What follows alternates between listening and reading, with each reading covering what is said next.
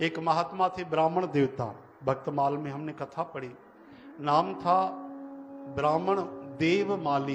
क्या नाम था? देवमाली।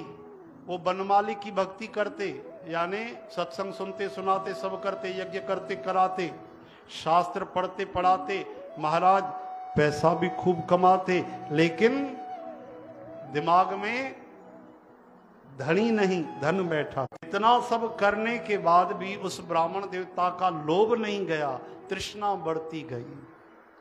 तृष्णा तो ऐसे ही है, 100 के बाद 100 पे नहीं रुकती, फिर सीधा 1000, फिर 900 की इच्छा नहीं होती, 1000 मिला तो फिर 10,000 की नहीं, सीधा लाख पे जंप मारेगी तृष्णा।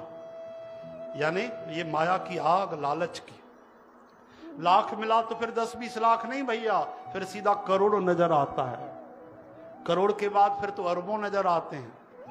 हरि राम। रोज तो सुनते हो आप, जो 10-20 50 मंगे शत होए 1000 तो लाख मंगेगी। हरे कृष्ण। तो मर्ज बढ़ता गया ज्यों ज्यों दवा की। जैसे जैसे आगे बढ़ते गए ब्राह्मण देवता देवमाली बनमाली याद नहीं आए। ओहो, बस पैसे की लालच बढ़ती गई बढ़ती गई बढ़ती गई।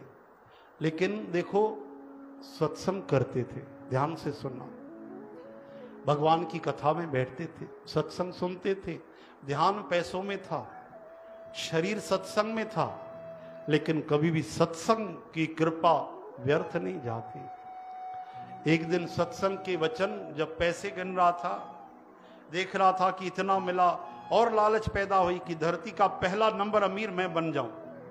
अब जैसे ऐसे विचार आए तो सत्संग के विचार आए। कौन से विचार आए? कि भैया ये मृत्यु लोक है, या मरने ही मरने वाले रहते हैं, लाख जमा की पर प्यारे याद रख कफन में जेब नहीं होती। ऐसे वैराग्य के विचार देखो अपने आप आए। कोई आदमी नहीं आया, कोई संत महात्मा नहीं आया, वो सत्संग भगवान की कृपा हुई। और जैसे ही वैराग्य के विचार आए कि ओहो, ये मैं अगर पूरा भी इकट्ठा कर लूं फिर भी छोड़ के ही जाना है। हाँ, या तो छोटा सा ढेर छोड़ के जाऊंगा, या बड़ा विशाल ढेर छोड़ के जाऊंगा। छोड़ के जाऊंगा ये तो तय है, लेके क्या जाऊंगा? तो संतों के वचन याद आए। आहा, जहां पंथ तेरा को न सहाय, वहां हरि का नाम चलेगा, वहां मेरे कृष्ण का नाम चलेगा। आंखों से धार बहने लगी आंसुओं की। ऐसी ऐसी पीड़ा हुई वैराग्य की, ऐसा तीर लगा कलेजे में कि कई सालों की जो मेहनत थी, पैसे एक दिन में सब गरीबों को, ब्राह्मणों को सेवा में बांट दिए। एक दिन में सब बांट दिया। उस जमाने में लाखों रुपए। ब्राह्मण देवता देवमाली, और वन में जाकर माथा धरती पे रखकर बनमाली को पुकारने लगा, हे कृष्ण गोविंद, अब तो कृपा करो जगन्नाथ,